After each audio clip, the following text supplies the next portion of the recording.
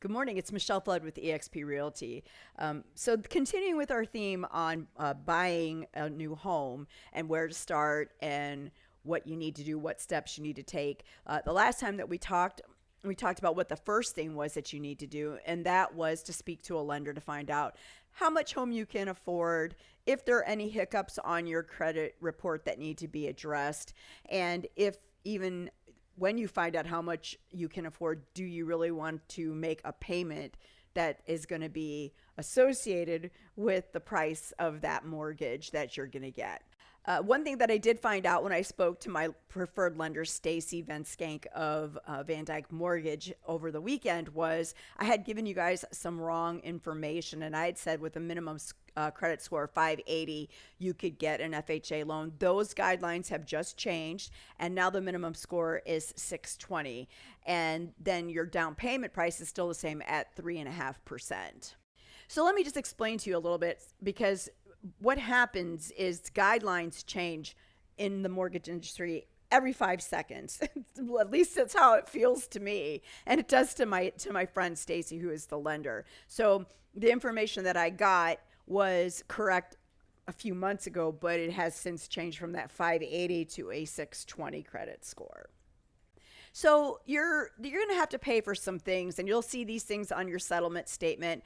And I don't want to give you hard numbers on what these things could cost. I'll give you a sort of a range of what these items will cost, but these are things that are going to be on your settlement statement that you get, and you will get a good faith estimate from the lender and the title company to show you what some of those costs may be when you do go ahead and start the process of, we found the house, now we're getting the loan, now we're heading towards closing, what do we got to do?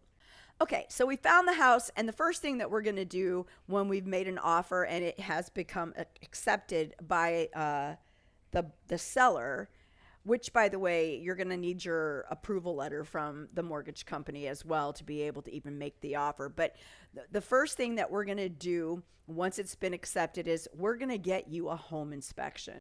The cost of a home inspection can range anywhere from $350 up, because it goes based on the size of the house and what all are you having inspected.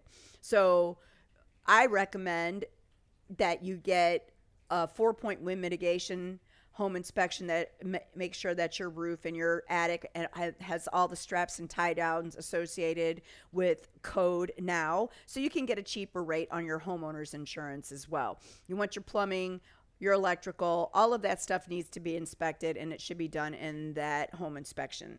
The other thing that you'll have done at that same time will be a pest inspection to make sure there are no wood destroying organisms inside your house, even if it is a block home. Other inspections might include a pool inspection or a fireplace inspection to make sure your chimney is clean, and a septic inspection if you do get a septic tank. So the other things that you'll be paying for out of your own pocket are the survey, the appraisal, taxes, insurance, the title search policy, county and municipal recording fees. Those are set by the county, deed recording, taxes paid on the loan, your credit report, processing the loan, and underwriting the loan. All of these fees are subjective and usually according to the price and size of the property, but you need all of those things done. The title company requires the survey, the bank requires the appraisal. I mean, taxes are just a necessary evil. You need homeowners insurance when you get a mortgage. You might need flood insurance if you're in that kind of an area. So all of those things are important, and all of those things that you'll need to think about. Some of those things you'll be paying for before you even hit the closing table and are still included in the 3.5% down payment, but are also paid outside of closing. So next week we'll talk about when you should do these inspections and when you should pay for the other parts of the process of getting the loan and those things that I talked about on there, the appraisal, the survey, all of that stuff.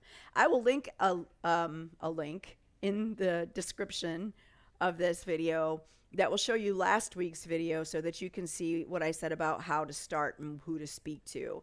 Again, this is Michelle Flood with eXp Realty. I would love to be your real estate agent if you're looking to buy or sell a house. Have a good day.